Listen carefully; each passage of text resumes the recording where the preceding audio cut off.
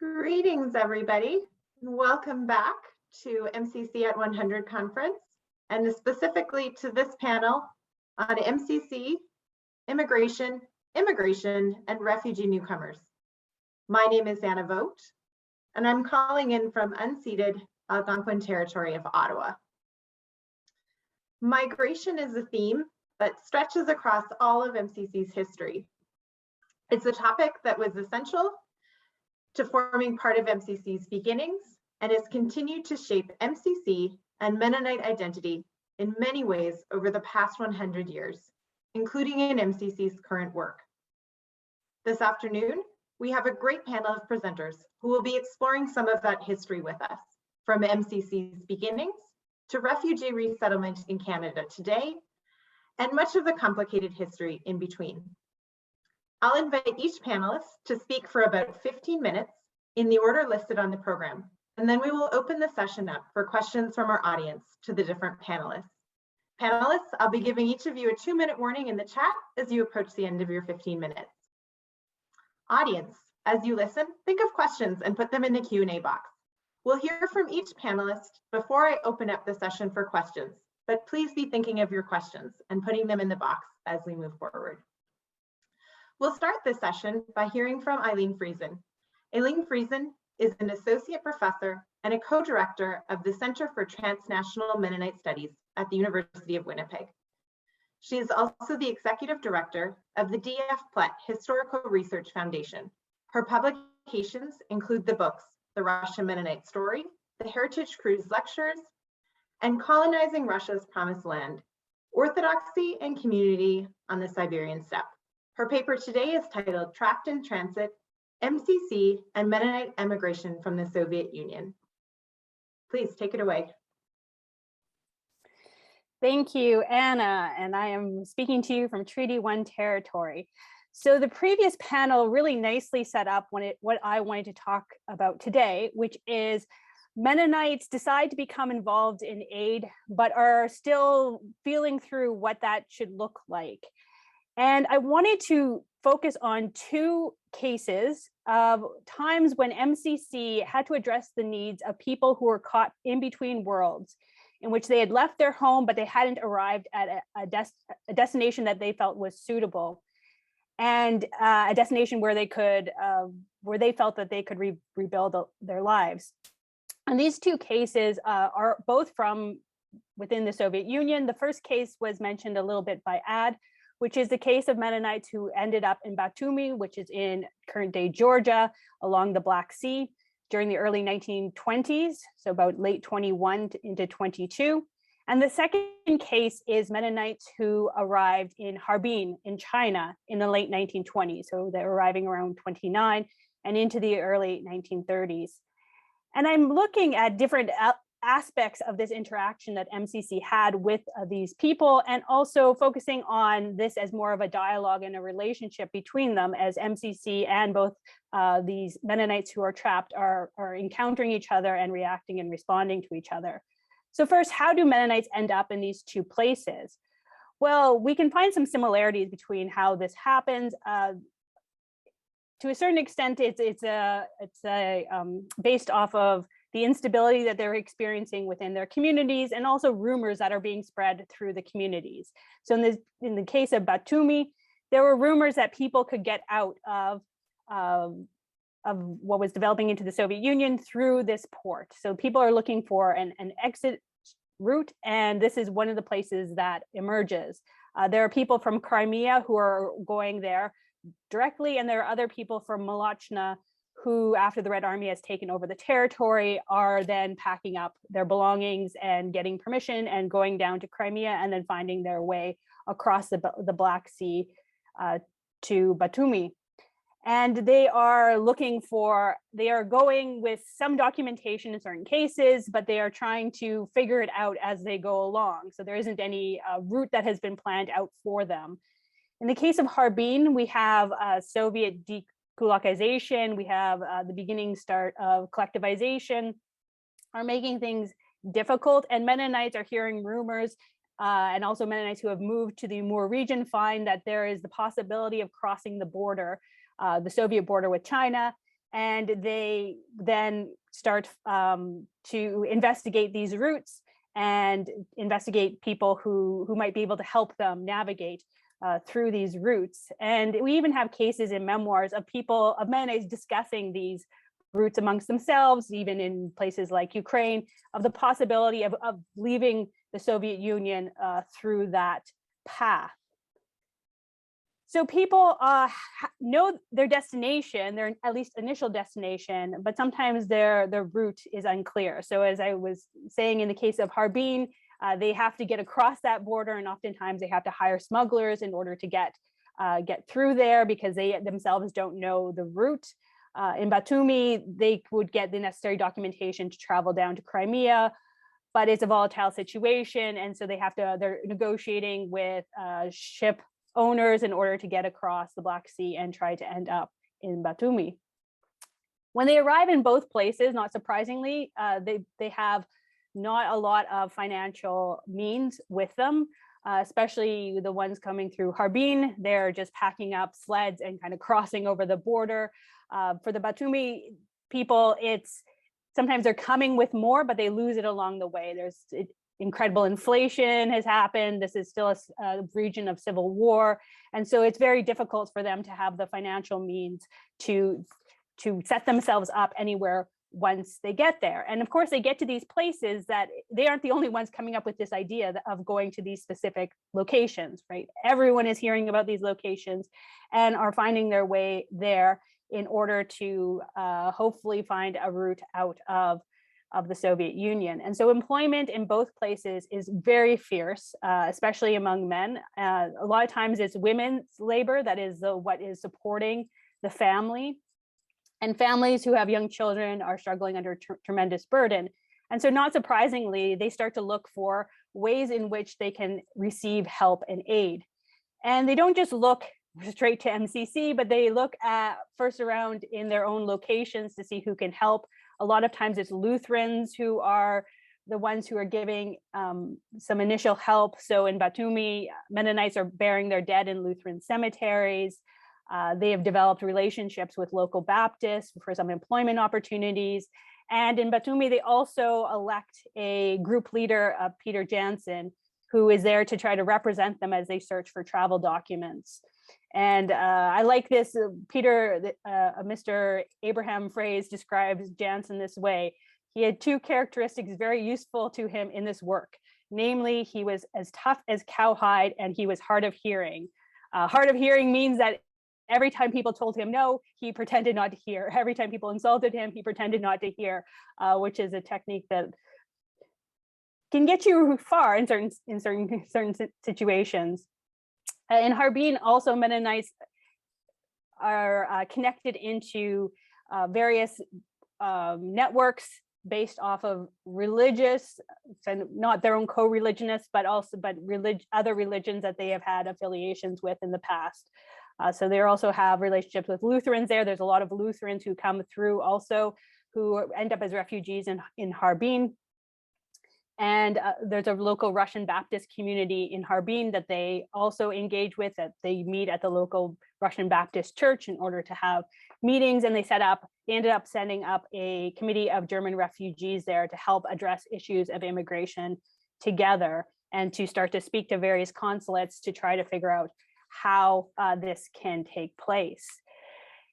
Of course, they start to also engage with other Mennonite organizations, not solely MCC, other Mennonite organizations that might be able to help them. Interestingly enough, as Ad mentioned, in the case of Mennonites in Batumi, MCC is not happy to see them there. MCC is very unhappy that they have arrived there. And in fact, they also are unhappy that they're trying to get out. So MCC actively tries to, first of all, stop these rumors circulating that there is this path out that Mennonites can take. So in Malachna, they're trying to assure people that this is not, everything is getting better and everything is fine and they should not try to leave. And then the ones in Batumi, they also are trying to make sure that they stay there. So they're giving them, MCC ends up giving them food, because conditions are really horrific in Batumi. It's very, there's typhus, there's problems with food security, the shelter is very inadequate. And so it's not a great place to be, but MCC wants to keep them there in part because it's cheaper to feed them there than if they would come to Constantinople. And this leads to, I think, a interesting dynamic that often gets overlooked in our, especially as historians study these issues. And I'm so glad that Odd brought up these comparison between Dutch aid and American aid and the types of money, what was the cost of providing this type of aid in South Russia, because money is a huge issue. MCC does not have infinite resources that they can utilize to help in aid. And so they need to make decisions about what they want to support and what they can't. And so they deemed that these refugees in Batumi were this was something that they weren't wanting to put their money into, or too much of their money into. And they also feared that if they gave the refugees cash, that they would end up buying tickets and going to Constantinople and becoming a different type of problem. So they didn't give them any cash. They always gave them food, which at times the Mennonites in Batumi didn't actually like that food. Not that they were it was just not kind of a part of their normal diet, and they would end up selling that food in order to buy the things that they want. But MCC workers were pretty clear that they wanted to draw a line. And one MCC worker wrote, "My own feeling is a line must be drawn on paying expenses for people who want to take such long journeys in view of the limited funds at the disposal of the relief organization and in the face of the enormous starvation issue." And just to kind of support this point of that money matters, during this time, even in the early years of MCC, there are audits being done about how people are spending the money and accounting for all of the money that is going to Constantinople and then being funneled into aid for South Russia. And there are issues of you can't get a receipt at a bazaar where you buy vegetables. So how do you account for this spending? Things like that, just normal day-to-day activities of accounting that we wouldn't necessarily associate with a famine region are happening and taking place. And the same thing is going on in Harbin, in the sense that people are desperate for more financial aid.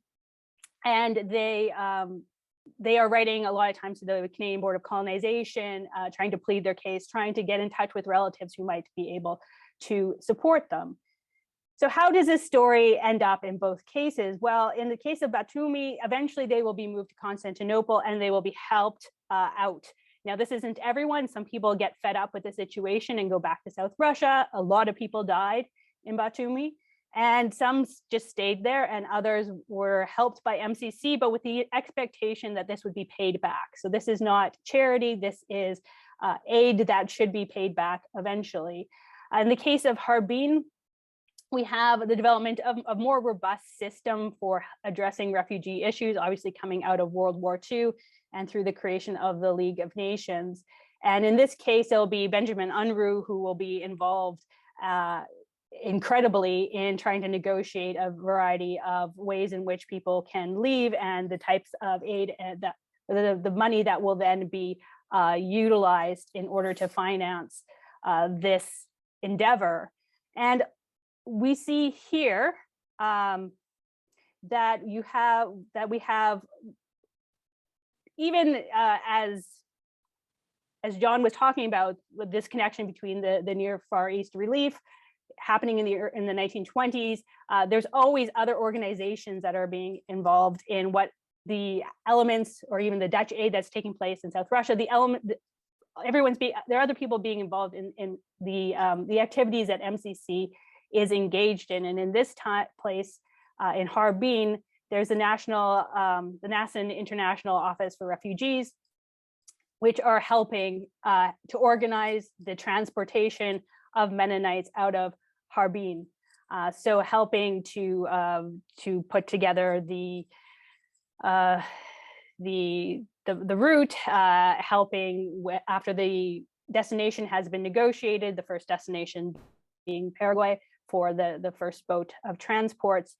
And so they are very much involved in conjunction with Benjamin Unruh, who is representing MCC in many of these negotiations, are very much involved in this type of activity. And also we have to think, every group comes into these situations with their own agenda, with what they were also trying to achieve. And that is something for further analysis of what is the motivation in this context for people, for the different groups that are involved.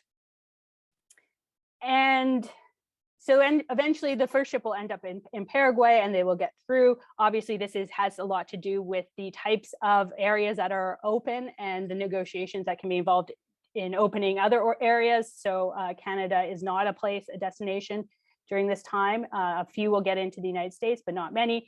And others will end up in Brazil.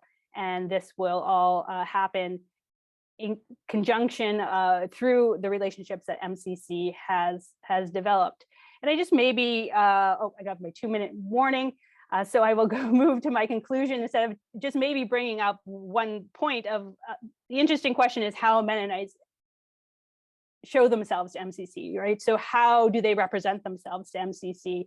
A lot of times we see language about being forced by circumstance to go here. They want to make sure that they're justifying why they ended up in this situation, emphasizing their religious background in many cases to try to link them together with MCC and with the fact that they are deserving of aid. And I think there's a lot more work that can be done about how they represent themselves and their families. But to conclude, so Mennonites moved to places, but not necessarily with the idea that they would end up appealing to MCC. In each location, they're appealing to a wide variety of people and places.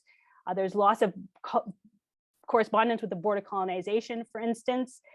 And the fact that these people are moving will create all sorts of problems and opportunities for MCC. John will probably get into this issue of what MCC was hoping to achieve in Paraguay. But we can see that on the one hand, a lot of this is unexpected, and then there is sort of the aftermath of it as they try to make sense. And we also see the complicated system at play, one in which everyone has sort of a vested interest in how this unfolds. And of course, at the heart of it are refugees and the help of refugees, but there's also various ways in which these avenues are negotiated. So I will leave it there. Thank you. Thank you so much, Aileen, for that presentation and for unpacking some of these different cases of early migration by Mennonites and those aspects of MCC's interactions and the dialogues and relationships at play between these different groups. Now I'm pleased to announce our next panelist. John Eicher is an assistant professor of modern European history at Penn State-Altoona and has held research fellowships at the University of Freiburg, the Free University of Berlin, and the German Historical Institute in Washington, D.C. His prize-winning book, Exiled Among Nations, German and Mennonite Mythologies in a Transnational Age, was published by Cambridge University Press in 2020. His paper today is titled Just Right But Dead Wrong, the MCC's Troubled Relationship with the Fernheim Colony, Paraguay, 1929 to 1945. Welcome, John. Thank you. Thanks, Anna, and thanks, Ben, for organizing, and everyone else, really, for organizing this whole thing. I'm going to share my screen here. Am I live? Screen's good? Screen is great. Good. Okay, good. So this presentation contrasts MCC's efforts to incorporate Paraguay's Fernheim and Menno colonies into a transnational community of Mennonites, and the Nazi regime simultaneous efforts to integrate them into a transnational community of ethnic Germans during the 1930s. So in a lot of ways, I pick up where Aileen left off. Both the MCC and the Nazis believed that Paraguay's Mennonites were just right for their integrative schemes, but they were both dead wrong about each colony's history, their views of Mennoniteness and Germanness, and their lived realities. First, a bit of background. In the early 1870s, several groups of Mennonites left the Russian Empire for Canada owing to increased government incursion into their political, social, and religious lives. After the First World War, and with increased pressure from Canada to send their kids to public schools, a group of about 2,000 Mennonites, conservative Mennonites, left Canada for Paraguay, where they founded the Menno colony in 1926. The Menno colonists and their ancestors who migrated from Russia to Canada did so for shared reasons and biblically justified reasons that were in line with their history and beliefs. They made a voluntary and collective decision to migrate and followed carefully laid plans for their resettlement. They knew what they were doing and they had faith that God was leading them there. Meanwhile, in 1929, approximately 3,800 Mennonites living in the Soviet Union fled to Moscow after the Soviet government labeled them as land-owning kulaks. Germany's Federal Foreign Office considered these Mennonites to be German refugees and granted them passage to Germany. I'm sorry, I think, yeah, my numbers might be off there, but I'm sorry. Where they remained for several months. With the aid of the German government and MCC, 1,500 refugees relocated to Paraguay's Gran Chaco, and here they created the Fernheim colony, a few kilometers away from the Menno colony, and Fernheim means far away home. Over the next couple of years, more Mennonite refugees filtered in from China. We just heard about that, and that added to the Fernheim colony's numbers. Now, the Fernheim colony lacked a collective history and shared beliefs about what it meant to be a Mennonite. They were a random collection of refugees gathered from across the Soviet Union, from different conferences, congregations, and encompassed a wide range of professions and lifestyles. As a result, Fernheim colonists engaged in heated arguments over the purpose of their migration and what it meant to be a Mennonite.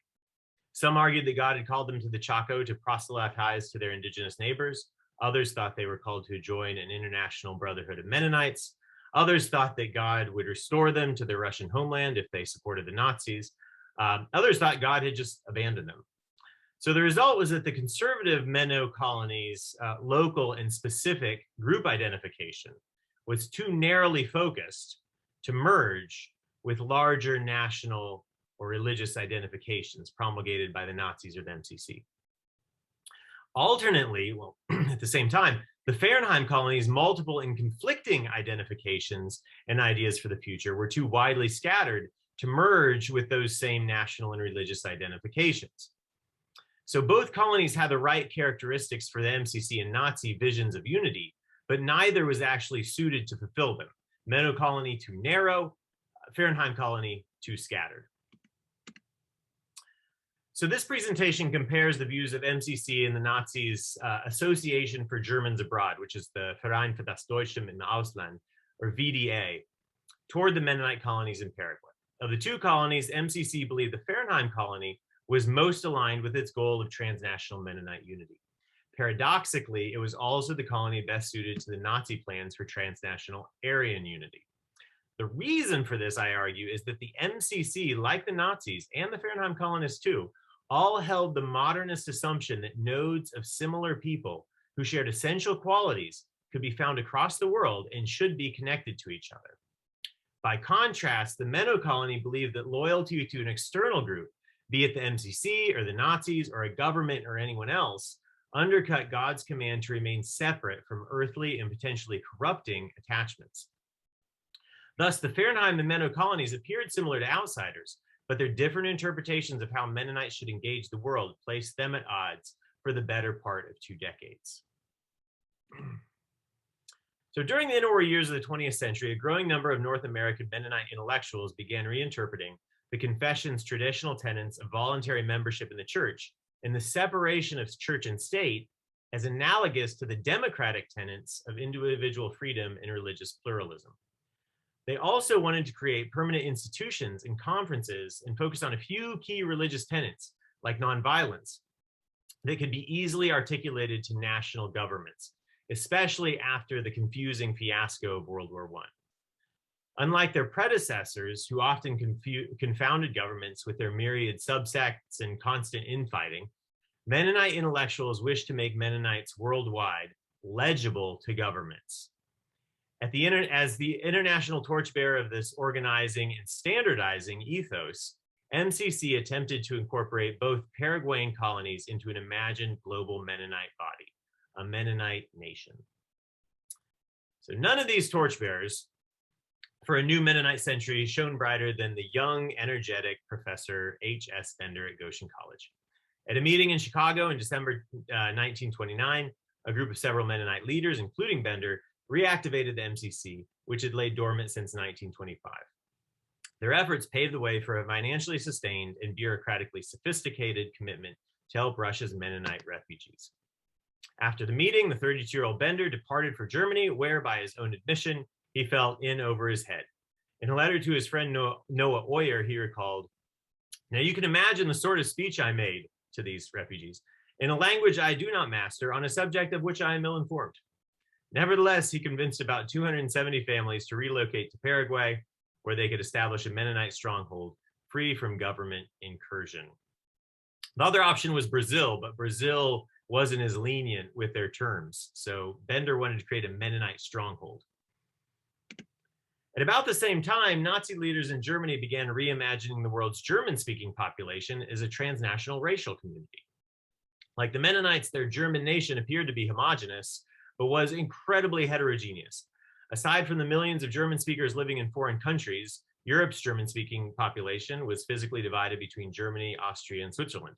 They held different and contentious religious affiliations and were fractured by contrasting political ideologies. Yet, like the MCC, the VDA advanced strident claims that similarly identified groups of people were obliged to help each other.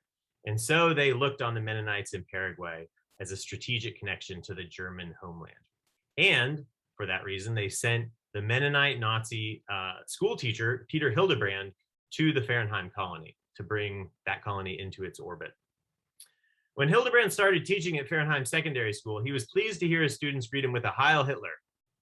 Hildebrand also brought with him about 800 Reichsmark, donated by the VDA, and a shipment of the German school textbook, Curriculum of the German Elementary School. Yet Hildebrand was not satisfied with simply bringing VDA resources to Paraguay. He also wanted to prove the settlement's allegiance to Germany. And so in early 1935, he organized the shipment of 1,500 kilograms of peanuts from Fernheim to the VDA. The peanuts were distributed to German school children and even made their way to Adolf Hitler and Hermann Goering. Hitler and Goering's acceptance of the peanuts validated the colonists' belief that they were real Germans and validated the VDA's belief that the colonists were collaborators in a shared story of German solidarity. Despite the VDA's hope that the Menno colony would also pursue transnational solidarity with Germany, Menno colony members were indifferent to the Nazi movement, and its leaders flatly declined the VDA's materials. In a rare move, one Menno colony individual by the name of P. Funk published an article in the Fernheim newspaper Mennoblatt criticizing the Fernheim colony's turn towards Nazism. Funk pointedly asked Nazi supporters whether they owed primary allegiance to their Germanness or to Christianity. He called on the Bible to make his point, noting that Joseph, Daniel, and David all fulfilled their duties to God without needing broader help. Funk contended that the Bible teaches Christians to trust in God alone and not in human institutions. His letter is brief, but its argument revealed a clear dichotomy between sacred and secular paths. God called his chosen people to forge a course of complete separation from broader loyalties, even at the expense of persecution. In general, most of Menno colonies' indifference to Nazism stemmed from the fact that their Germanists lacked a political, nationalist edge. It was not something they elected to participate in, but something that was inseparable from the daily rhythms of life: language, food, folkways. In the next issue of Mennoblatt, a Fernheim Nazi supporter by the name of P. Neufeld took the opportunity to enlighten his conservative brother on the virtues of nationalism. He drew on the Apostle Paul's letters to Titus and Timothy, written at a time when Paul was trying to give direction to the nation in disorganized church. Applying their message in a modern-day context, Neufeld suggested that Paul would have approved of Nazi youth instruction, since it taught children the importance of broader loyalties, including those demanded by church and state, which were both ordained by God. Neufeld's message revealed the degree to which Fernheim colonists felt insecure about their place in the world. They were a collection of refugees looking for an external attachment to legitimate their communal solidarity, as well as their potential solidarity with a larger group. At the end of 1935, a group of parents called into question Hildebrand's teaching after one student stabbed another student and threatened to stab several more. Yet Hildebrand abruptly resigned from his position and returned to Germany. Now, few years later, 1938, Harold Bender visits Paraguay's Mennonites for the first time since he had seen them as refugees. Before his trip, Bender clung to a vision that the Mennonites in Paraguay should be a unified stronghold of a pure Mennonite faith connected to a global Mennonite church. Yet, like contemporary Nazi ethnographers who were disappointed when they encountered the cultural bricolage of German enclaves in Eastern Europe, Bender regretfully noted, "I wish it were possible to speak of the Mennonites of Paraguay as one unified body, but alas, this is not the case." Playing the role of Goldilocks, his report reveals that he considered himself to be a qualified grader of the colony's Mennoniteness, with the Fernheim colony receiving the best marks because they most resembled Mennonites in the United States and Canada. After Bender's plane touched down in Asuncion, he was greeted by former Fernheim Mennonites who were living in the capital. Bender's impressions of the Asuncion Mennonites was largely unfavorable, owing to their worldliness. For Bender, urban Mennonite was a contradiction in terms and portended the eventual disintegration of the faith. Compact rural settlements, similar in form to the ones prescribed by Germany's overseas associations, were Bender's ideal since they kept Mennonites close to each other and close to the land. Traveling north to the Chaco, Bender spent a few days visiting the Menno colony elder MC Friesen, whom he described as, quote, an able man determined to maintain uncompromisingly the principles of his group and evidently succeeding in doing so. Bender was impressed with the material progress the colony had made, though he unfavorably described the people as very conservative and desiring little contact with others. He had nothing to report on their religious life, but instead pressed on to the Fernheim colony.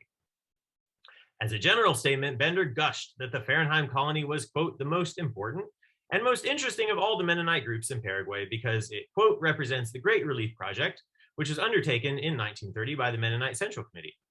Skirting the edge of solipsism, Bender wrote that colonists are anxious to prove worthy of their privileges and blessings and anxious for fellowship with the Mennonites of North America. The reason why the group was important to Bender was because MCC had helped create it. And the reason why it was most interesting was because some of its members wished to draw closer to US-style Mennonitism. Bender is coy about the colony's difficulties and interest in Nazism, opaquely noting that, quote, not everything in Fernheim is perfect. He reassured his North American audience that Fernheimers have maintained a staunch Mennonitism so far, including the principle of complete non-resistance, which he increasingly viewed as the litmus test for true Mennonitism, but was in fact a more ambiguous tenet for colonists whose lives had been suffused with violence and upheaval since the First World War. Despite evidence that all was not peaceful in Fernheim, Bender concluded that the colony was a paradise and, quote, the best organized and most prosperous and spiritually the soundest Mennonite colony in Paraguay.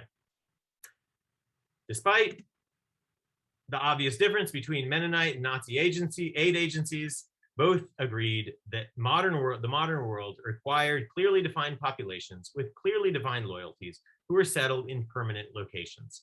The Menno colony's strict local identifications were too narrowly focused to fit these imagined worlds, and Fernheim refugees' conflicting group identifications were too divergent to reassure either the MCC or the VDA that they were entirely loyal to their causes.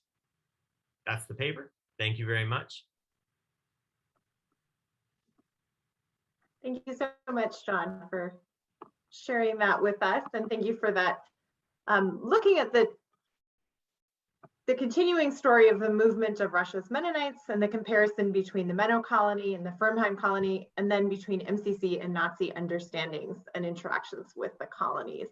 Continuing this story, I'd like to invite Erika Weidemann to share. She's a postdoctoral scholar at Texas A&M University, where she received her MA and PhD in history with a specialization in immigration history. She is the author of a chapter in European Mennonites and the Holocaust. Her paper for today is titled The MCC, Aid Organizations, and the Immigration of Chortitza, Ukraine, 1947 to 1957. Welcome, Erika.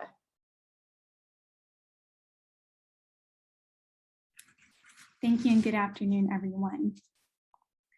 At the end of World War II, ethnic Germans in the Allied zones of Germany found themselves surrounded by wartime destruction with few economic prospects. Individuals from the ethnic German settlement of Chortitza in Ukraine had the added fear of repatriation back to the Soviet Union. Therefore, the approximately 12,000 ethnic Germans from the Soviet Union who had survived resettlement by Nazi Germany in the fall of 1943, flight from Poland or the Danzig region during the winter of 44-45, and who had successfully avoided the Soviet zone, viewed immigration to the Western Hemisphere as one of their best options. The logistics and legislation that surrounded immigration created challenges for moving to North America in the aftermath of World War II. The largest barrier, specifically for ethnic Germans who wanted to immigrate, was qualifying for displaced person status. Displaced persons were labeled as citizens of an allied country or those who had been forcibly removed from their homes during World War II. Since Chortitza ethnic Germans had received German citizenship and left their homes in Ukraine, they were not deemed displaced persons, although there were heated debates about whether they had a choice in leaving Chortitza or in accepting German citizenship. Without DP status, there was no access to UN-run camps, assistance with paperwork or required medical exams, or transportation. Nevertheless, there were 3 religiously affiliated immigration organizations that attempted to help ethnic Germans from Chortitza immigrate to the United States or Canada.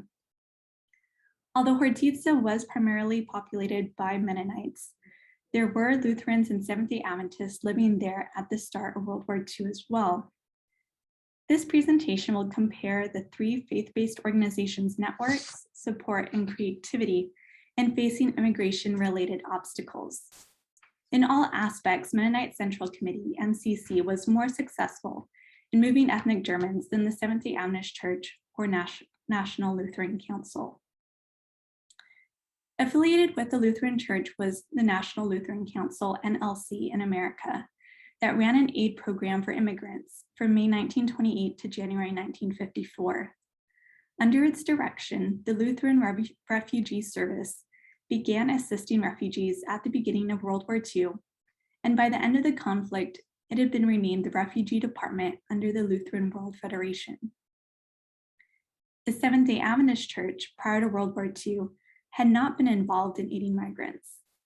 Although characterizing itself as a worldwide denomination in 1945, it did not have an official aid organization until 1956.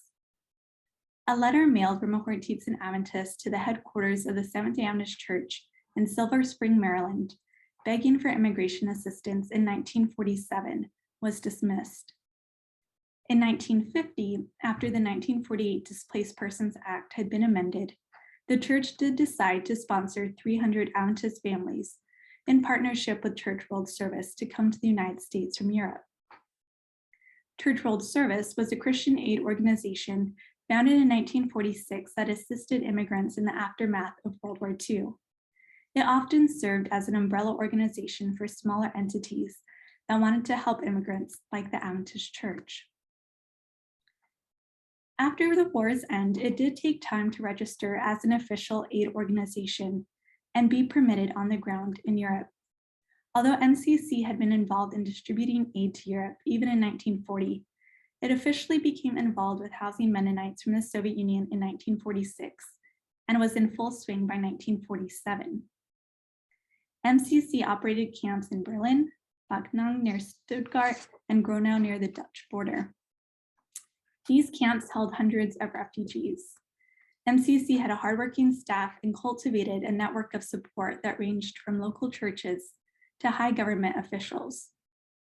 Although the Adventist Church had regional-based publications that circulated among its members, there did not appear to be widespread knowledge about the church's immigration goal or interest among members in sponsoring immigrants. And there certainly had not been any previous waves of immigrants, Seventh-day Adventist immigrants from the Soviet Union. For Mennonites from Chortitza, however, there was hope that relatives who had left the Soviet Union a few decades before would be able to sponsor or at least assist them. In October 1945, C.F. Clausen visited a group of Mennonite refugees in Berlin and remarked, "You should see the joy of these people when I am telling them about their relatives in Canada. As I know nearly all of those that came to Canada from 1923 to 1930, I'm able to tell their folks here about them. This contact gives them new hope, and the future is not dark as before." The NLC engaged church members through their publication, The Lutheran, and in 1950, to encourage assurances and sponsors, it created dossiers for each family that were distributed to churches and members. This tactic worked well as Lutherans supported their church's immigration efforts.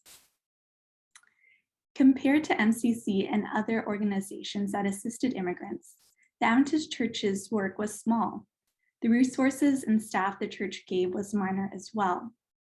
There was a small office with a secretary and a director, and one additional employee whose responsibilities were to fundraise, seek out sponsors, and meet incoming arrivals in New York City. From the documents and correspondence between the church headquarters and Church World Service, it's apparent that this office was poorly organized. With no clear line of communication, and with the church's immigration director out of the office much of the time, it fell to the secretary to pick up the pieces and contact sponsors. Because of these inefficiencies, delay and frustration resulted on the part of immigrants, sponsors, and staff. For instance, mail inquiries were lost or often left unanswered up to 6 months at a time. The National Lutheran Council's aid program had also started out small with just 2 staff members and a director. But as it grew, more refugee resettlement offices sprang up. The Adventist Church's immigration office was not very familiar with immigration policy. They tried to line up sponsors for minors wanting to immigrate ahead of their families, or they attempted to bring to the United States individuals with medical cases. Taking months to process paperwork or attempting to connect a sponsor to an immigrant who could not legally enter the United States was frustrating for everyone. This is all in contrast to Mennonite leaders who familiarized themselves with immigration law and approached immigration issues in 3 ingenious ways that I will discuss at the end of this paper. For everyone, though, there were many obstacles that immigrant hopefuls faced beyond quota systems and legislation. And the story of the Zaff family illustrates how the Adventist Church responded to these, which will contrast with MCC. The Zaff family had a harrowing escape across the inner German border in 1947, and after that began the process for immigration. Being denied assistance by the International Refugee Organization, or IRO, since they were not displaced persons, and failing to apply for an occupational visa to Canada, they turned to the Adventist Church.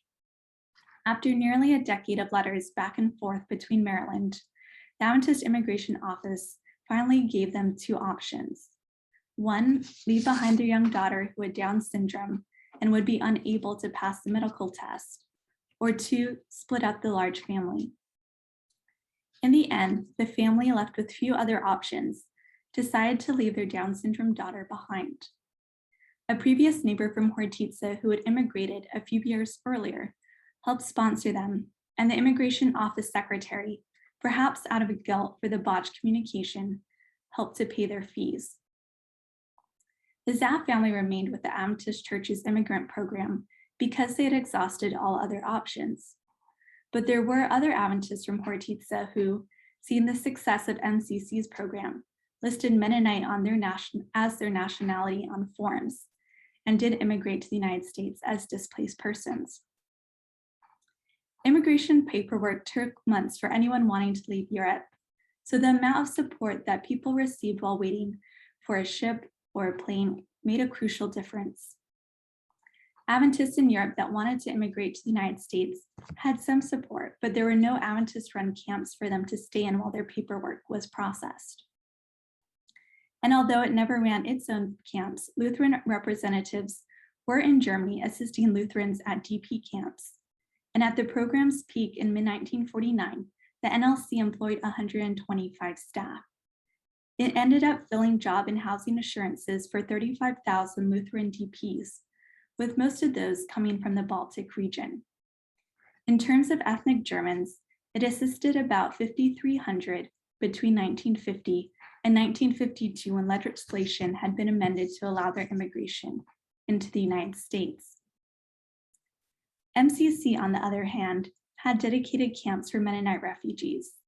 This was crucial, especially when DP camps began to enforce the DP's only rule, and Mennonites are at risk of being removed from those places. At MCC camps, staff assisted immigrant hopefuls with paperwork and forms.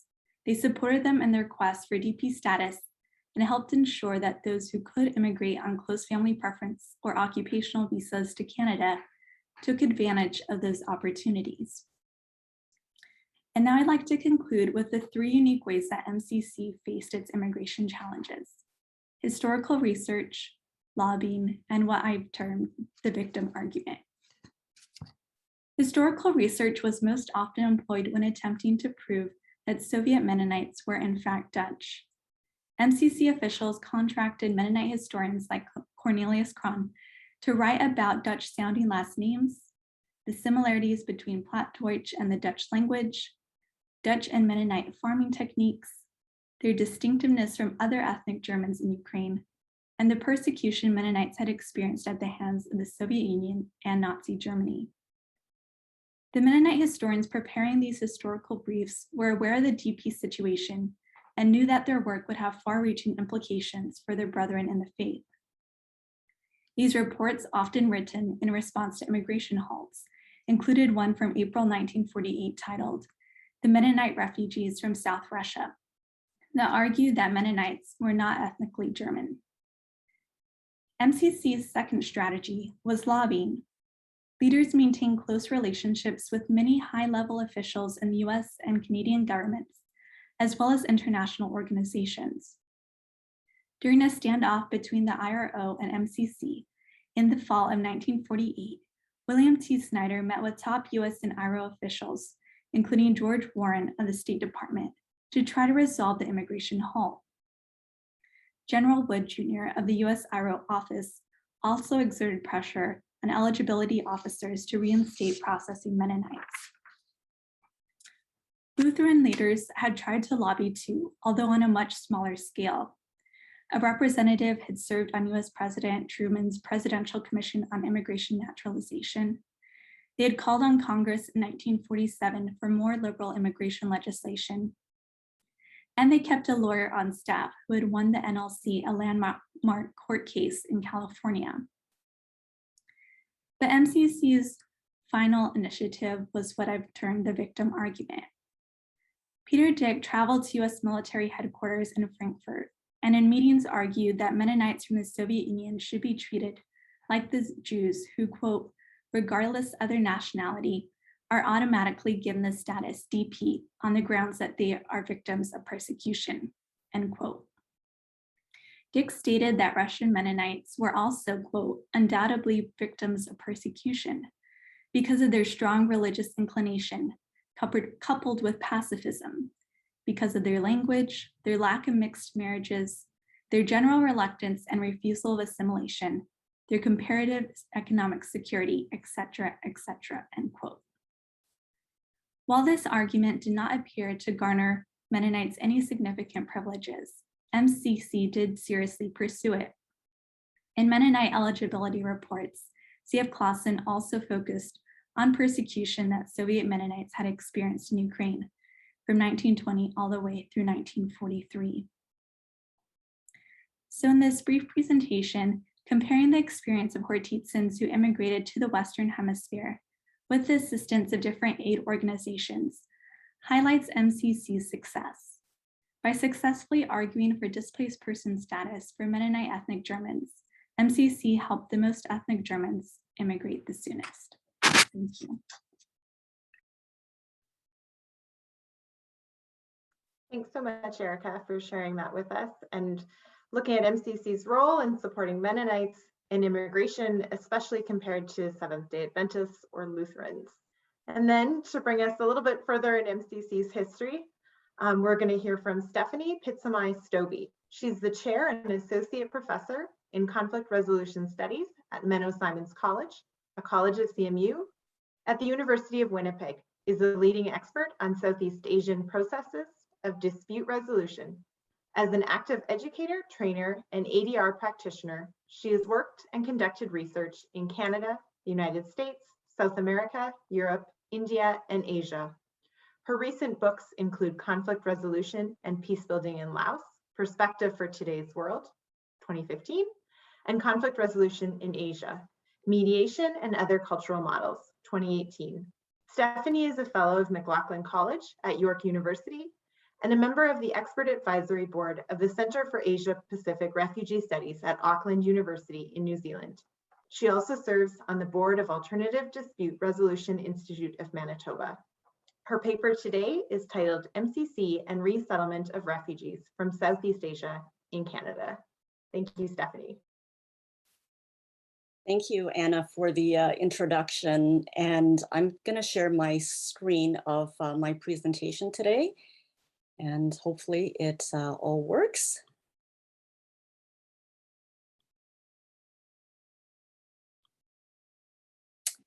Okay, so my presentation today is on refugee policies, resettlement, and integration in Canada, lessons learned from the Southeast Asian Refugee Movement and Mennonite Central Committee. Refugees and forced migration is one of my areas of research over the last 10 years. This topic is especially important to me as my family were also refugees from Laos. So the historic flight of refugees from Southeast Asia, former French Indochina, between the late 1970s and mid-1990s were clearly captured in the images of the first boat people crossing turbulent seas in densely crowded and leaky vessels. Some were brutally attacked by pirates in the South China Sea. Forever etched in people's memories is the infamous photo taken at Tran Bang, where Associate Press photographer Nick captured an image of Kim Phuc, a 9-year-old girl with badly burned skin, running away from a load of napalm bombs that were dropped on the village. Aerial bombings, unexploded ordnances, and mass graves continue to haunt and remind people of the atrocities committed during the Vietnam War. As a neighboring country, Laos became engulfed in the Vietnam War. The resulting civil war, commonly known as the Laos Secret War, left Laos the most heavily bombed country in the world per capita. Evilly stated that between 1964 and 1973, the Americans dropped an equivalent of one B-52 plane load of bombs on Laos every 8 minutes, 24 hours a day, 7 days a week for 9 years. The bombings were to cut off communist supply lines into Vietnam. Former US President Obama in 2016 admitted the US dropped 270 million cluster bombs. 80 million remain unexploded. A third of the country remains contaminated. The Khmer Rouge, the radical communist movement from 1975 to 1979, caused great devastation after winning power through guerrilla war. The Cambodian genocide resulted in approximately 1.5 to 2 million people being killed. Millions were sent to labor camps where they were starved and abused. Doctors, teachers, and other educated people, and anyone who were seen to oppose them were tortured and killed. So with that background, I wanted to do research on how did the government of Canada and Mennonites support sponsorship and resettlement of Southeast Asian or Indo-Chinese refugees? What lessons can be learned from the Southeast Asian refugee movement that can guide Mennonites and other groups in sponsoring other refugees?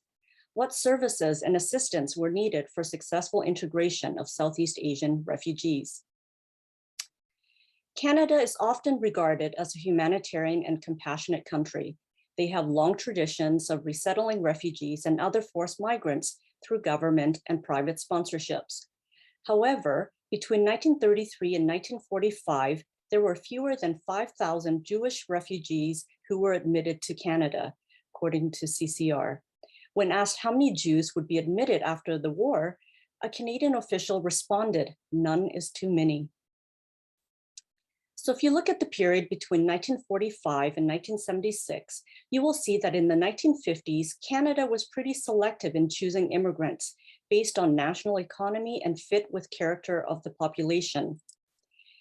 And in 1956, they admitted 37,000 Hungarian refugees. And in 1968 to 1969, about 11,000 Czech refugees.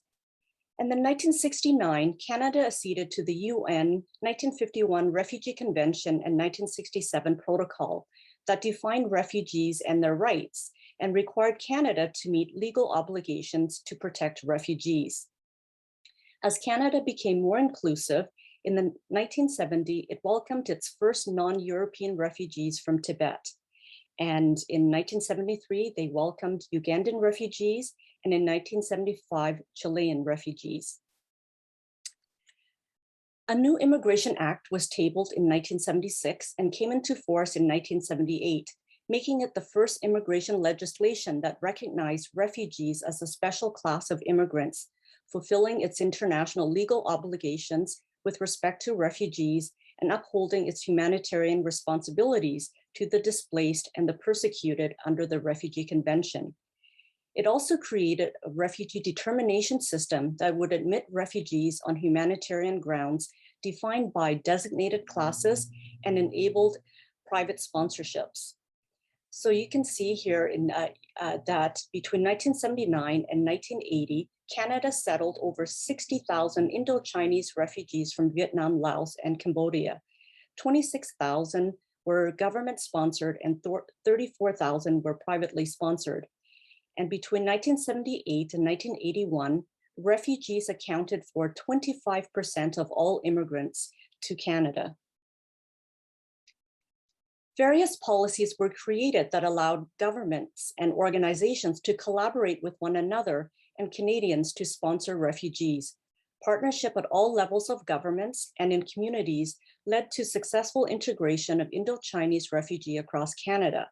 So if you look at some of the legislation, designated class, there was an Indo-Chinese designated class where the determination was based on a collective situation and not necessarily based on the definition from the convention. And this also led to private sponsorship of refugees.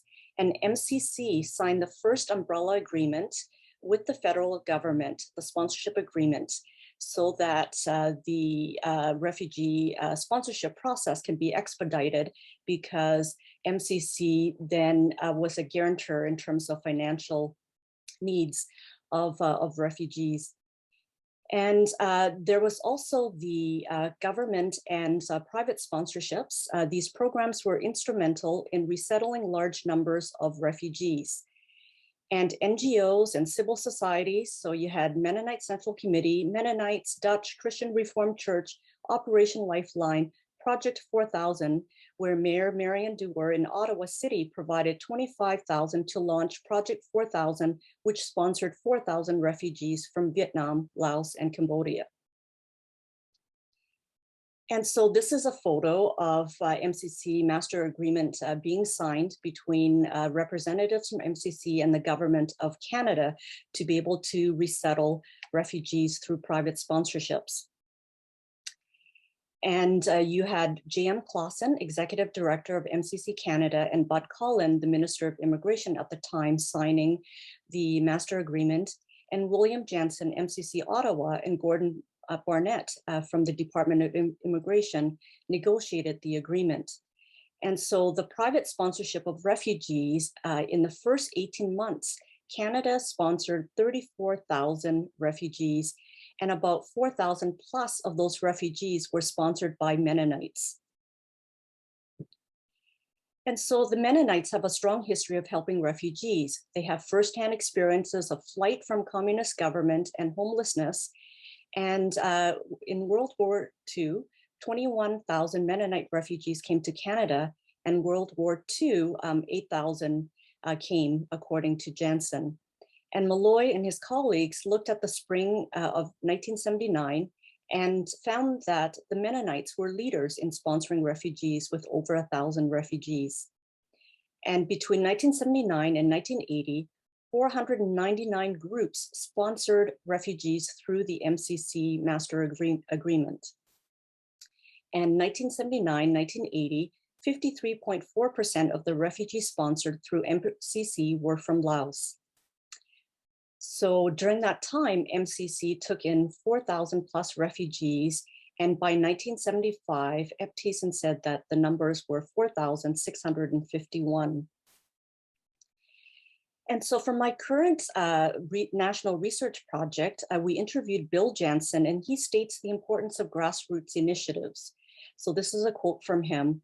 "While I certainly talk about the agreement that we were able to work out, something with the government that worked, we all hear stories of government regulations that don't work, but here was something that worked reasonably well. Then the energy that comes from grassroots people, ordinary people, they really wanted to do something. There was a lot of goodwill out there that should never be underestimated. People want to do at least something for the sake of humanity." And here's another quote from Employment and Immigration Canada. "Never had the distances been so vast, the cultural differences so pronounced, never had groups of Canadians motivated by conscience and a determination to relieve mass suffering became so personally involved, and never before had they joined with their federal and provincial governments in a formal partnership to provide a new homeland for refugees." And so in 1986, the people of Canada was awarded the UNHCR Nansen Refugee Award for Outstanding Humanitarian Tradition for Settling Refugees. And so Mennonites and Southeast Asian refugees, looking at the private sponsorship, Mennonite Central Committee and its Mennonite constituents' work provides a clear signal to all levels of government that individual Canadians care deeply about mass human suffering and that they are willing to invest their resources, their time, and their compassion to do something about it. This is a quote from Employment and Immigration Canada. And so Mennonites responded to the call for help as part of their Christian faith and felt vivid connections to these families whose situations were akin to their own experience of escaping Soviet communism. And refugee sponsorships and assistance was a signature expression of service and Cold War peace witness on the part of Canadian Mennonites, a quote by Lowen and Nolt. And resettling in a new country is difficult and challenging. There are many cross-cultural conflicts that can occur, including ones involving religion, living arrangements, language, employment, and accreditation. So William Jansen recalled a Vietnamese family was picked up from the airport late in the evening and driven in the dark for several hours to a rural community. The family became quite scared during the drive as they associated evil things with the dark. The next day, a number of men from the Mennonite community were digging a big hole by the refugees' house, and the family was terrified that they were building graves to bury them in. They did not know that rural areas in Canada do not always have water and sewage systems, and that the men were digging them a pit for a septic tank.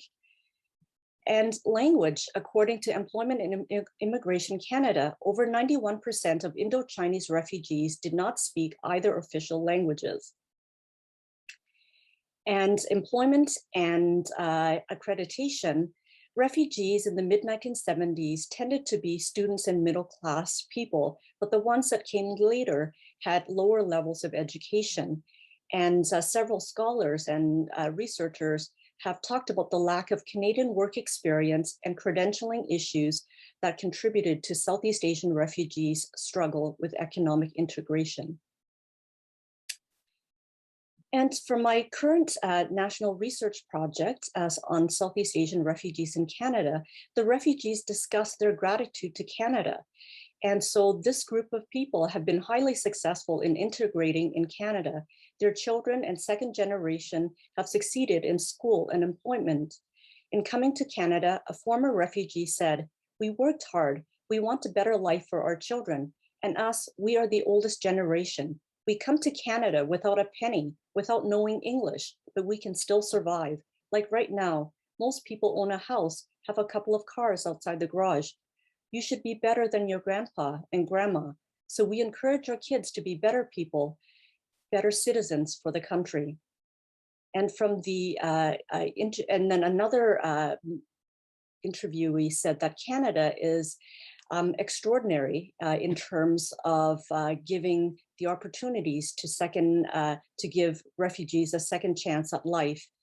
And they also talk about the kindness that Mennonites who organized a wedding for him and his wife in 1980 people in attendance at the wedding, there were 6 Laotian families, and the rest of the members who attended were Mennonites. And so you can see the gratitude that they have. And so I'll just give you one quote from one of the former refugees in her first years of being in Canada. She says that we were well received, well surrounded in the sense that the volunteers from the neighborhood would often check on us and ask if there were anything they could do to help us. I think to the generosity of Quebecois, friends, and Canadians. And so today, many Southeast Asian Canadians are giving back to their communities through building housing cooperatives, sponsoring Syrian refugees, providing jobs to newcomers and Canadians.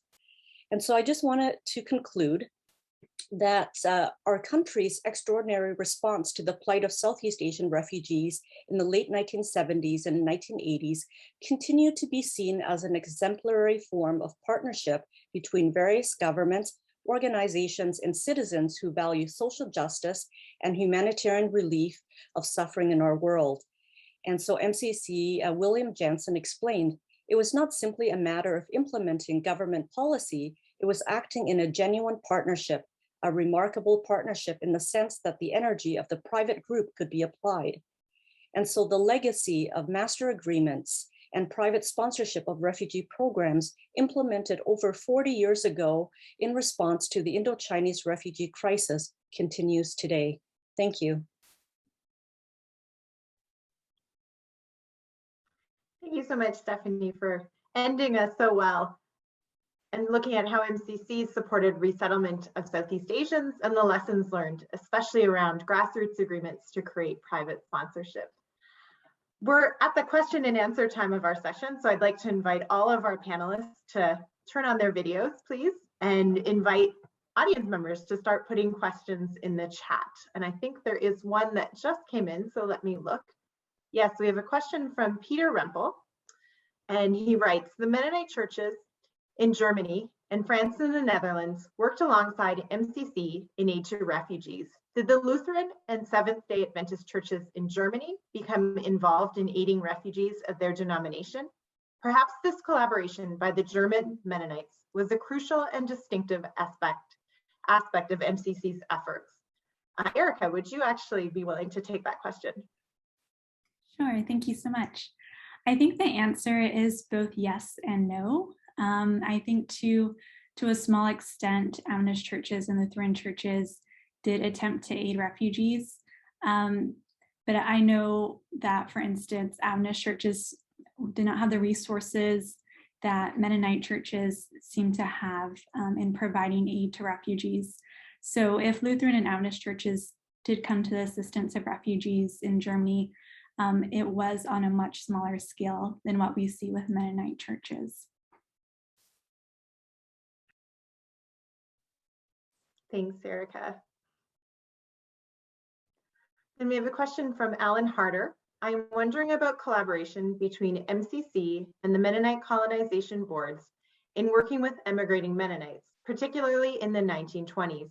We've been mostly hearing about MCC and collaboration with other aid agencies. So wondering here, actually, Aileen, is that something you could answer, or Erika? I'll start and then Erika can join in if she likes. Yeah, so the deal to bring Mennonites over during the 1920s was constructed through the Canadian Board of Colonization. Now, if you look at in the book Feeding the Hungry, there seems to be some funds being dedicated from MCC into some sort of aid to resettlement during this period. But exactly how that coincides with the work of the board is unclear. But the board, it was the one who, through negotiations with the CPR, sponsored a lot of the 21,000 Mennonites who came over to Canada. I'm not quite as familiar with the earlier waves of immigration, so I don't have a lot to add to what Eileen mentioned. All right, thank you. I think we've got another question here that I'm going to turn over to John. What was the role of women helping settle and bring refugees to Canada and the US? Additionally, how did women both assist and not assist in Bender's research and making the Nazis feel like the colonies were part of the wider national groups? I take it the women in Fernheim colony about sorry.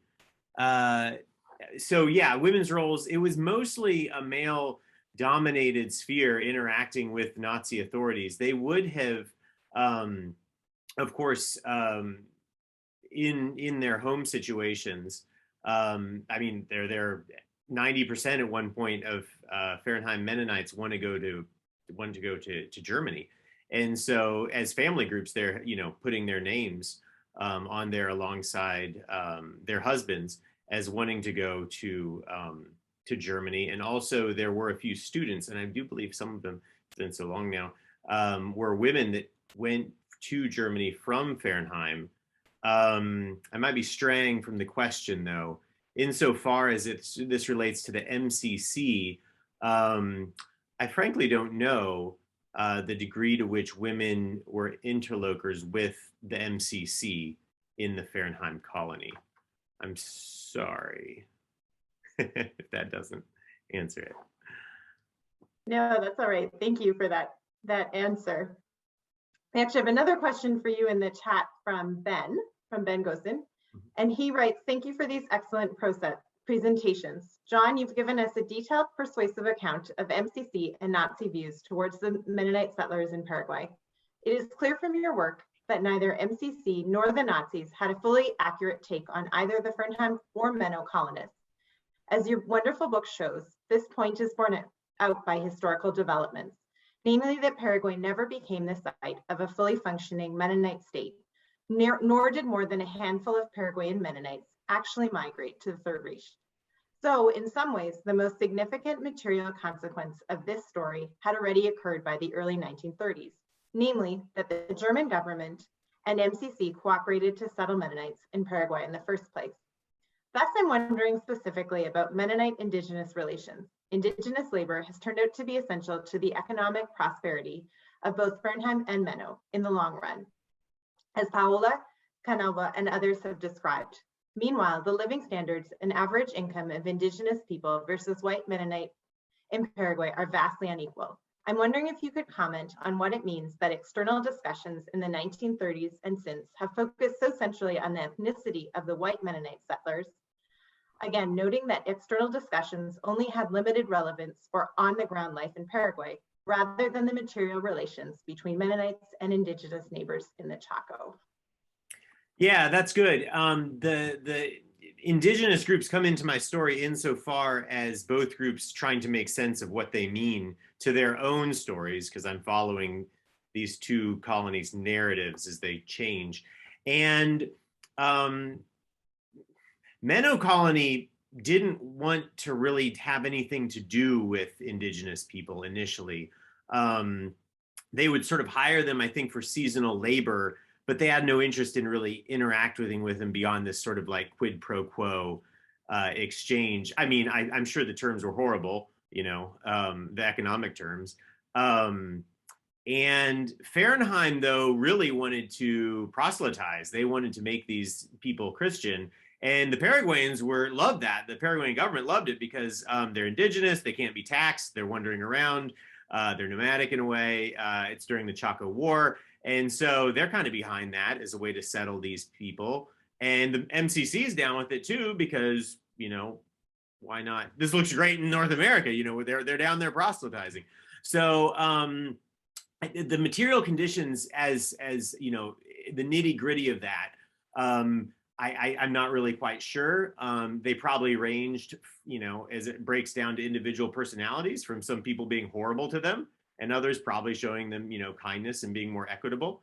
And how that plays out for the rest of the 20th century, I just really don't know. I end in 1945, so, but good question. Thanks, John. Actually, Stephanie, if I can ask you a question. Thinking about Erika's presentation, and she talked about 3 strategies for helping Mennonites get displaced people status, looking at historical research, lobbying, and using a victim argument or narrative. You talked a lot about lobbying, Stephanie, in your presentation. Would you see any of those other strategies at play in MCC's work in Canada to work on private refugee sponsorship? Yeah, I think one of the ones that that Erika listed was the historical research. And so what I'm doing right now is working with a number of researchers, and we have conducted research across Canada to record the oral histories of former refugees and to tell the stories from their perspectives. And we have many stories from sponsors and government officials, but we don't really have the personal stories of the refugees themselves. And so we had asked the refugees to speak in English and French during the interviews, but some of them were more comfortable speaking in Vietnamese or in Khmer and Laotian. And so we had a few of those interviews as well. And so we really want to document these stories. And so we're creating, well, a book as well as a film documentary. We're working with the former CBC producer on that, and a curriculum for high school students, working with teachers and university education programs to develop those kinds of things. And we're now in the midst of adding another component to our research, is to create a curated exhibit. And so we're working with the Canadian Immigration Museum at Pier 21, as well as the Canadian Museum of History and the Migration Museum in Vancouver. And hopefully we'll bring some other museums on board. And we're hoping that we can share these stories and maybe dispel some of the negative connotations around refugees and some of the negative experiences that we hear in the news, and also how we can address some of the current issues that new refugees now who are coming to Canada, and what they're experiencing, and how we can help dispel some of those myths and maybe address some of the racism and discrimination that they are experiencing in coming to Canada. So we're hoping to look at the history, but then also apply it to some of the current situations here in Canada. Thank you. There's a couple more comments in the chat directed to John. One from Elizabeth Miller, related to Ben's question about relations between white Mennonite settlers and Indigenous neighbors. Renee Harder-Horse, the Stroessner regime and Indigenous resistance in Paraguay, has some good insights covering up to the late 1980s. Yeah. And then another question for John from Bernard Thiessen. What is the role of Margaret Dick? She came from the Berlin Mennonite congregation together with her husband, Fritz Kleuler, Germany, to Paraguay, and tried to bring people, oh, sorry, lost the question. And tried to bring people back to Germany. Yes, thank you. Heiman's right. The home in the Reich. And yeah, right. Yeah, she did.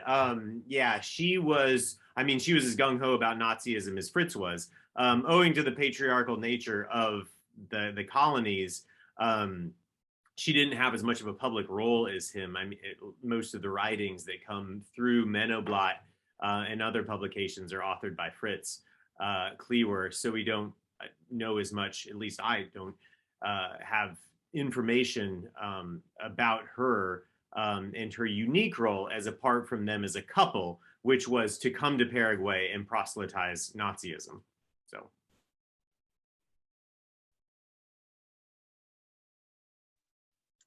Thanks for that. And again, invite panel audience members to use the question and answer to add any questions that you may have for our panelists. I'm thinking as well, actually, John, this is another question for you. And looking at the role of theology and MCC's theological development and kind of creating these imaginary communities. I'm just wondering if you could comment a little bit more on even some of the theological work that was being done in the US as MCC kind of restarted in response to some of these movements, and the role of theology in MCC's own development. Yeah, I think theology, I think there's more of an interest in history, really, and sort of theology via history. And this is sort of, the 1920s and 30s are a time period when a lot of intellectuals are looking for origin stories, the origin of, different ethnicities, looking to the far past to try and create a story about it. And the Mennonites are doing that too. And they see the Anabaptists, right, as this, they really put them on a pedestal, like Bender and some of these other early Mennonite intellectuals. And then they don't really know what to do with several hundred years because the Anabaptists are so dynamic, and then the Mennonites become the quiet in the land. And it's sort of like this narrative of like, they had a great, start, but then they fell, and got lost. And now they're rediscovering, we're rediscovering our call to action as Mennonites. And it's a very ascendant story. Things are getting better now that we're on track again. And boy, unity, standardization, like this is very, it's Henry Ford, bring all the people together, get them to all share a similar belief system. And then we can really do things in the world because we're legible. People know us, and they know us as pacifist, and they know us as, or nonviolent, whatever. And then, we have unity. And that's not really the case. And maybe, yeah, I'd love to hear, well, yeah, maybe Erika can tell us, to what degree was Peter Dick drinking his own Kool-Aid when he was talking about Mennonites being, nonviolent? I mean, this is not describing the German Mennonites. It's not describing the Russian Mennonites. This is kind of like a story that's being made up and then regurgitated in North America. Or, Erika? I don't know if I have a great answer to that, but certainly a lot of these narratives that were being produced at the end of World War II to help with immigration were, used and reused, like the victim argument, which, in my mind, comparing the Mennonite experience to the Jewish experience is really just not comparable. One was genocide, the other was not. But on the other hand, the MCC stood out from all of these other aid organizations just because of the remarkable way that they were able to get immigrants through all of these hoops and multiple halts in immigration that were directly related to this question about Mennonite eligibility.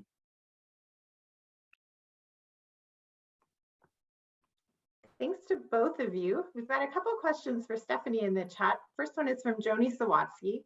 Stephanie, the second huge wave of private sponsorship was to welcome Syrians in 2016 to 17, and many non-faith-based, non-church groups came to MCC as the sponsorship group they wanted to work with to sponsor Syrian refugees.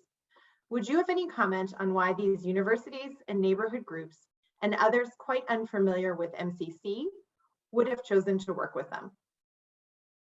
Yeah, thank you for that question. And I think MCC has a very good reputation in other communities that are non-religious, or people often talk about when I interview the refugees, they remember the welcoming and the kindness that the Mennonites have shown them. And many of the stories of families who were sponsored by Mennonites, they tend to be better off in terms of getting assistance with settling into Canada compared to perhaps even government sponsored refugees, where many times they felt they were left on their own. So MCC has this reputation of someone who is very helpful and someone who has done a lot of work in terms of assisting refugees over the years. And so they have heard about it, and they will then contact MCC. And I teach a refugee and forced migration course. I often have representatives from MCC. Brian Dick has come, and Misoon Darwish has come to my classes. And so some of those people who have never heard of MCC, my students in the at the university, now they're hearing more about MCC and MCC's work. And I think even in Mike Malloy's book, Running on Empty, he talks a lot about the Mennonites and how they were instrumental in the very initial stages of resettling Southeast Asian refugees. So yeah, so I think MCC does have that good reputation for humanitarian work and assisting refugees. Thanks, Stephanie. And then actually a question from Brian Dick. I think that the 1979 to 80 sponsorship was the first sponsorship that did not involve co-religionists of Mennonites. I wonder if you have found anything about this interreligious interaction between Southeast Asians and Mennonite sponsors. Yeah, I think I didn't talk about it today, but I know some other researchers have talked about how sometimes the Mennonite churches that have sponsored Southeast Asian refugees, they expect them to attend church and to be a part of the community there. And so many of the refugees, they say, well, when sponsors ask us to attend church, well, we have no choice. We feel obligated to them for bringing us to Canada. So we will attend church, even if we're not a Christian. And in fact, we're Buddhists, because the majority of the refugees who came, particularly from Laos, they were Buddhist. And so they just attended out of obligation. And not to say that some of them don't become Christians later on. There are a number of stories where you have refugees who do become Christians, but others say, well, we go for a few years and then we stop going, and they start attending a Buddhist temple and things like that. So yeah, so you do hear those stories, but also I think during that time, that wasn't really part of the agenda in terms of we're sponsoring and we're resettling refugees because we want to convert them, and so I think many refugees felt comfortable with that, and they continue to be close to their sponsors, and some continue to be part of the Mennonite churches. So there's a number of Lao Christian Mennonite churches. There's also a large number of Hmong churches in Kitchener, Waterloo area, and so and a number of them were sponsored by Mennonites and Mennonite churches and groups. But I think in terms of having them come and expecting them to be part of the Christian church, I don't think that many of the sponsors were thinking about that. And I think, I don't know, Brian, if you want to respond to that a little bit more. Thanks, Stephanie. I'm going to have a question here from Alan F. Weaver for Erika. How forthcoming were Lutheran, Seventh-day Adventist, and Mennonite refugees with the co-religionists who were helping them? To what extent did they share openly about their wartime experiences with the aid groups? To what extent did they conceal that information? Did you find differences among the three groups in this regard? That's a fascinating question. I'll start off with the Adventist Church. When the different families would write to church headquarters asking for assistance, specifically with immigration, they would often share about their wartime experience, a lot of the different struggles that they had been through. The family with the Down syndrome baby would never say that she was Down syndrome. They instead talked about how the baby had been born in April of 1945. The mother had been fleeing as a refugee, and just the hardships under which the baby had been born were the reason that she was developing slower than other children. So I know that families did mention stories like that or share stories like that. As far the other part to your question, I haven't come across anything in relation to that, to sort of the honesty factor. But I do know that generally across the board, refugees and immigrant hopefuls would oftentimes fabricate information, whether that was changing their birthplaces, trying to change their ethnicity. That was very common. So I would not be surprised at all if that was happening with the Adventist and Lutheran immigrants, as well as the Mennonites. Thanks, Erika. We have one more question in the chat and we'll end on this one. And this is for Aileen from Kate Molden. You mentioned in your paper that MCC drew a line with where they use their money in order to best serve their interests. Do you think it was important for the development of MCC to draw the line they did? And was this a turning point in the development of MCC to end up supporting thousands of refugees, as Professor Stobbe mentioned?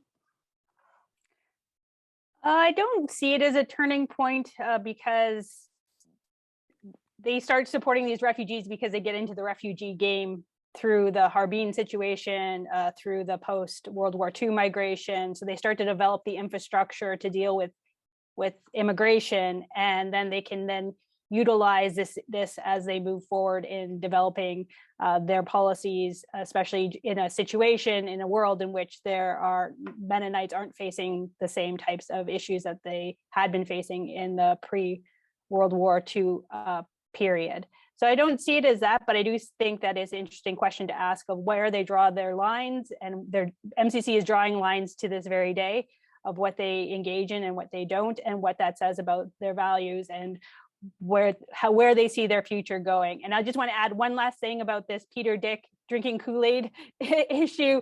You have to keep in mind that the vision that they are developing of the Soviet Mennonites is based off of articles coming through the Rundschau and other things like that, through letters coming from the Soviet Union, which are very stark in how they're describing what's going on and give a very specific picture of what's going on. And so they have no kind of assessment of the dynamic situation that's taking place in the Soviet Union during the 1930s. And so that's part of the reason why they idealize these Mennonites and don't have the full story. Thank you for that last answer. And thank you to all of our panelists for your engaging presentations and sharing with us. And as well, thanks to everyone in the audience for your questions. And we're going to take a 2-hour break from 5 to 7 Central. And then we invite everyone back to our featured evening tonight, starting at 7 Central, MCC and Indigenous Settler Relations in Turtle Island. So thanks again, and we look forward to seeing you shortly.